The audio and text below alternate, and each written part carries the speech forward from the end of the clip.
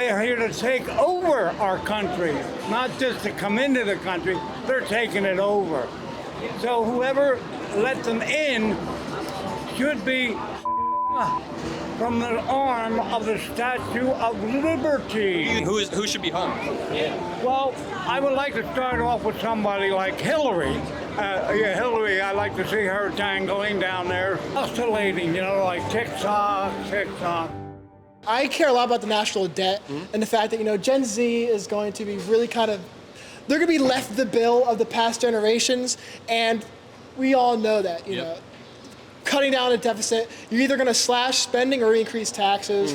So I think that there's going to be a really big problem with the debt looming pretty soon. Well, let me ask you, do you think Trump is the best person to lower deficit spending when last term, I think he increased the debt by $7 or $8 trillion? So the deficit with Trump is my number one issue with him. That's why I wouldn't say I'm a hardcore Trumper. Okay. I think he's right on almost everything else except for the deficit spending. The one thing he can do to decrease inflation, though, is increase the oil supply. Yeah. Because of the fact that oil is so expensive and gas is so expensive, that kind of adds to everything, because you got travel, everything like that. The whole supply chain is affected by oil. So if you start pumping here, that'll bring down costs just a little bit. See, I always can appreciate when people are able to critique their own candidate, because sometimes people fall into this, just blindly following people, and I think that's not healthy. So I like the fact that you can disagree with Trump, and you say that you're not hardcore. Trump's a big supporter of Social Security, Medicare, Medicaid, which are programs where you can't cut off the supply immediately, but we had to sunset those eventually. And my generation, we're going to end up paying for people to get it while not getting it ourselves. Hasn't Trump or some people around him floated the idea of cutting Social Security, though? I'm not sure. I haven't read that. All I know is that Trump has been very outspoken about defending and strengthening those type of things. But every single time I hear that, I cringe a little bit, because I'm like, I'm paying for that. I'm never going to see it. What are your expectations for the debate this Thursday?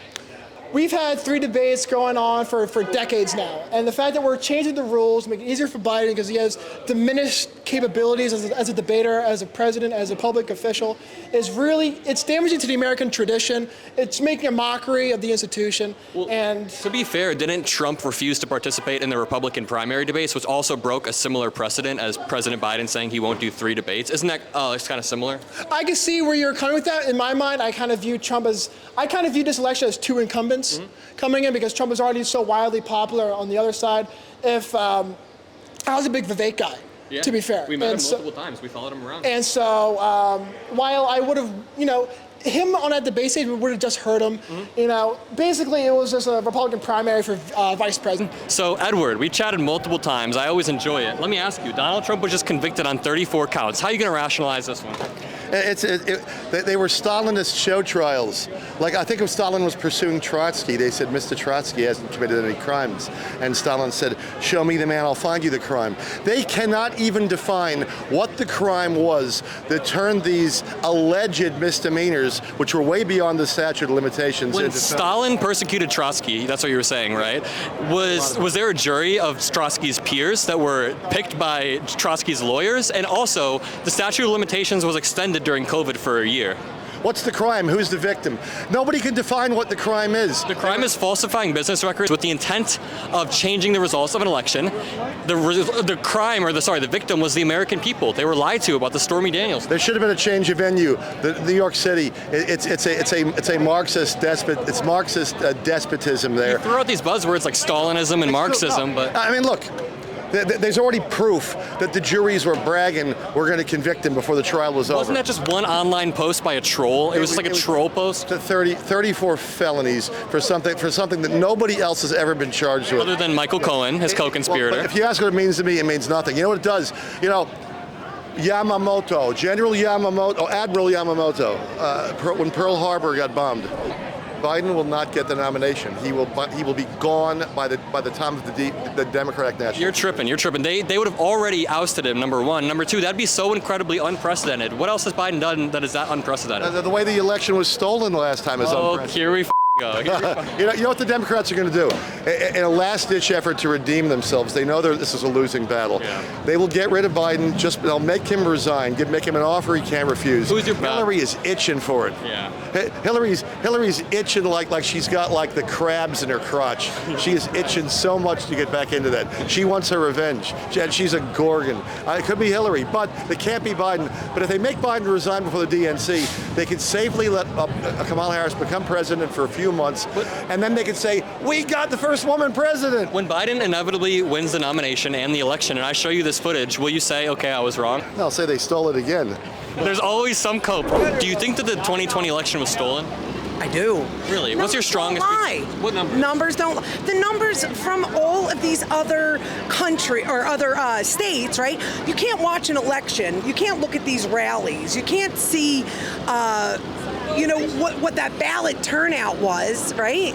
And then it just goes away. No. Rallies aren't always predictive of who's going to win. You can look at Bernie Sanders. Bernie Sanders had massive rallies, but not all of those people turned out. And a lot of people say that the votes switched overnight, but that was a function of mail-in ballots slowly trickling in. Because remember, it was COVID, disproportionately blue Democrats voted mail-in ballot. Donald Trump actually undermined the mail-in ballot, saying, don't use these, they're fraud. So disproportionately, they were blue, they were Democrat. So we see all these votes come in, and then my main concern is that Trump brought 60 court cases after, lost all of them, doubles down, but people like Mike Pence say, hey, there's no election fraud. Bill Barr, no election fraud. Can you see where I'm coming from there? I mean, you can make an argument on any of the, issues. There's a litany of them.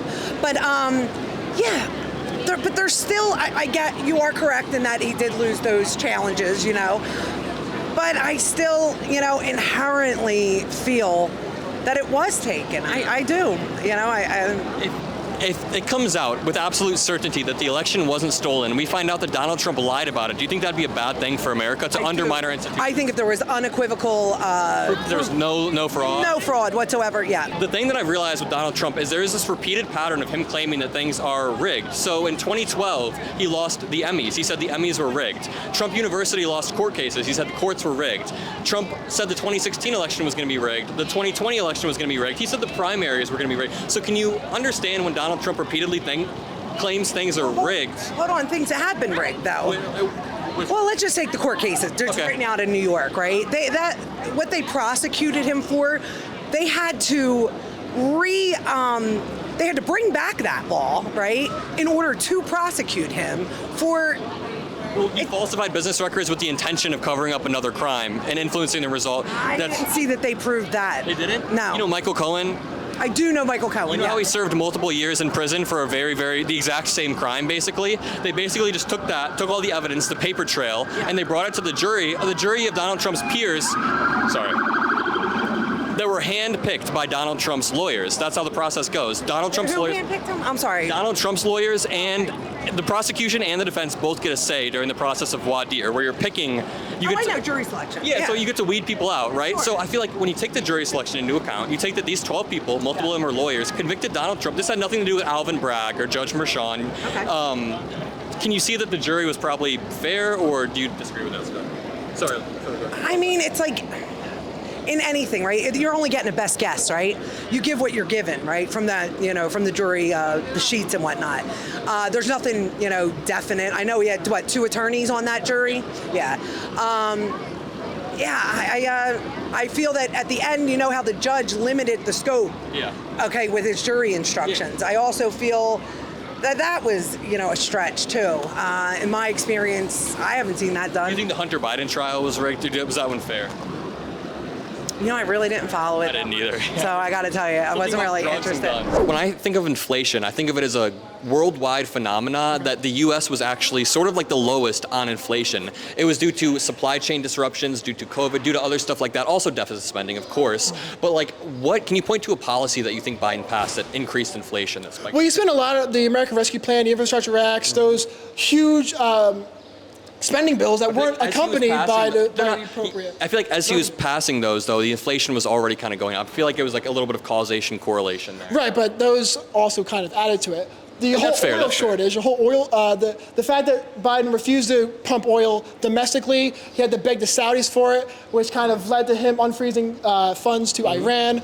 Ended up with October 7th there. And so the lack of oil pumping, everything like that kind of contributes, and the interest rates as well. I just feel like there's a lot of extrinsic factors, like talking about foreign wars or talking about oil or talking about all this stuff. Agree. Yeah, and this started with Trump. The whole stimulus checks weren't that. And I get that inflation sucks. I'm just saying, sometimes when I look at the root of it, I wonder what. So let me ask you, Trump was recently convicted on all 34 counts of falsifying business records. Give me your opinion. What did you think of the trial? What was going through your head? Listen, if he whether or not he did it or not is kind of missing the point. It's such a low level, it's a misdemeanor that they had to, scramble through the law book to try and make it a felony. I mean, the statute of limitations ran out on the whole thing.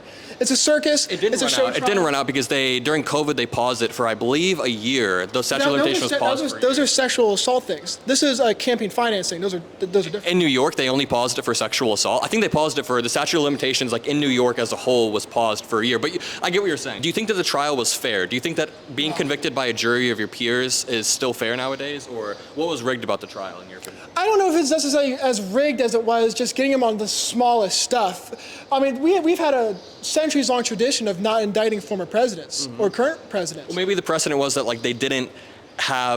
there was nothing to indict them over. Like with Nixon, Ford pardoned Nixon, which implies that Nixon was guilty, right? So that implies that he could have gotten in trouble. Nixon could have gotten in trouble if he wasn't pardoned. That's how I view it. The one question that Democrats can't really ever answer is, why didn't you do this 4 years ago? Why didn't you do this in 2016? Why didn't you do it when things were happening? Maybe they didn't have the case, or they didn't like the optics of prosecuting someone who was actually like president, or are you talking about after he ran? Yeah, right. And so you have a DA, Alan Bragg, who ran on getting Trump. And so if you have a malicious DA who's going to search for anything to get this guy, I think that's a really ugly precedent to set, because now Republicans are going to be like, all right, well, now the floodgates are open. And I get that. Look how many things that Joe Biden has done. Are we going to start indicting everyone? A lot of DAs run on a lot of things that are political, but I don't think you can say that just because Alvin Bragg is a Democrat, or just because Judge Merchan's daughter is a Democrat, that this jury of Donald Trump's peers that were vetted by Donald Trump's own lawyers, they went through the process of voir dire throughout the first week. They picked all of these different jury members, and they weeded out people that couldn't put their political biases aside. So I struggle to think, do you think the Hunter Biden trial was fair? I think that there's more evidence on that than there is for what Trump did, yeah. I guess we can move on to one of the stronger cases, because I sort of agree that out of all of the cases, I think that Donald Trump's falsifying business records one wasn't. All the current trials are going on, this one was the weakest. I agree, but I do think some of the other ones are strong. So do you think there's a case to be made that January 6th was caused by Donald Trump's rhetoric leading up to the election? All of his Twitter stuff goes complete contradiction of that. Like what? Well, you said be peaceful. Don't hurt our brothers and sisters in blue. Don't hurt them. Be peaceful. He also said march to the Capitol, fight like hell, and Mike Pence is our last stand. And I was talking to Adam Kinzinger. I was talking to him, and he said you can see there is a direct acceleration of violence from when Donald Trump tweets Mike Pence didn't do his duty. At that moment, people in the crowd are holding up their phone, and then violence accelerates at a rapid rate. So I just feel like Donald Trump's rhetoric leading up to the election, on the election day, on January 6th, all contributed to his supporters being there. Can you see where I'm coming from? I can see where you're coming from. I think it's a slippery slope, though, because at that point, the incitement language would be dependent on each person, which I don't think is fair legally. What do you mean? Well, if you say fight like hell, the thing with Donald Trump is you can't take everything he says literally, because he's a guy who talks off the cuff a lot. Not to say that bars people from talking, not very politically correct wise, but he's not the most polished speaker. And so kind of nailing him on common phrases, fight like hell, make your voice be heard, but he's not saying go beat the doors down. If it was insurrection, don't you think they would have brought arms? Some of them did have some sort of weapons, but I'm not sure. Yeah, and largely unarmed. Even if we removed the fight like hell point that I made, even if we completely remove that, I still think you can take the totality of rhetoric that Donald Trump said. He said the election was rigged before the election even took place. And then after the election happened, he brought all these court cases, he lost them. And then he continued to double down. Do you remember when he called Raffensperger and said, find me votes? Right. And that didn't work. So 3 or 4 days later, January 6th happens. See how the Georgia case goes. Yeah, that's going to be interesting as well with Jack Smith. And then there's also the Eileen Cannon one, which is interesting. But it blows my mind that Donald Trump repeatedly, do you think the election was stolen? I think that when you take into account the fact that they suppressed Hunter Biden's story, and when polled, 16% of people would have changed their vote, which would have been enough to change the election. But you don't think it was stolen in the way that Donald Trump says it was, where there were millions of planted votes across all of these key swing states? Because that just hasn't been backed up by anything. It's an interesting question, because when people often talk about these cases going to courts and getting thrown out, it's typically because of the fact that the judges are interpreting that the totality of the ballots that are in the case would not have overturned the outcome, so therefore it's not worth going to court over. So it's not that there's no fraud going on, it's just not enough fraud to overturn the election. There's fraud in every election, but it's just the overemphasizing of it is what worries me. So in Georgia, we were in Georgia a few months ago, and people were saying like tens of thousands of dead voters were found, but the Republican Secretary of State Raffensperger said it was 2 or 3 dead voters. So it's like sometimes it scares me when somebody makes massive claims of widespread election fraud, they undermine our institutions, and that results in our peaceful transfer of power being disrupted, even if it was for like 6 hours. I think they did it later that night. But can you see why liberals would be like, we should keep the peaceful transfer of power? And Mike, do you think Mike Pence did the right thing on that day? I think he certified the election. I think that at the time we weren't privy to a lot of information that we are now, especially when it comes to voting fraud. And even now, Trump isn't really running on change the rules. He's saying, what's the phrase? Too big to rig. So if you have enough voters coming out to kind of with the turnout, if it's too big, you can't rig it. That was a great chat. How old are you? 20. Nice. I'm 21. I always love reaching across the aisle with Gen Z and stuff. They're here to take over our country, not just to come into the country. They're taking it over. So whoever let them in should be hung from the arm of the Statue of Liberty. Who do you blame this on predominantly? I actually blame the devil. He has a lot to do with it. Be hung? Are you saying who should be hung? Well, I would like to start off with somebody like Hillary. Hillary, I like to see her dangling down there. Whoa, that's wild. Oscillating, like tick-tock, tick-tock. So Donald Trump is always talking about liberals weaponizing the justice system and targeting him, but isn't what you're describing the same thing if we hung Hillary Clinton? Isn't that weaponizing the justice system? That's just a matter of, that just gives me a visual. In your mind's eye, you look at her, she deserves it. For doing what? What's the specific? Hey, listen, 50 people that she was close to are dead and they died of unusual circumstances. Hillary. She's met like tens of thousands of people in her career. You know the ambassador over there where In Benghazi. Benghazi.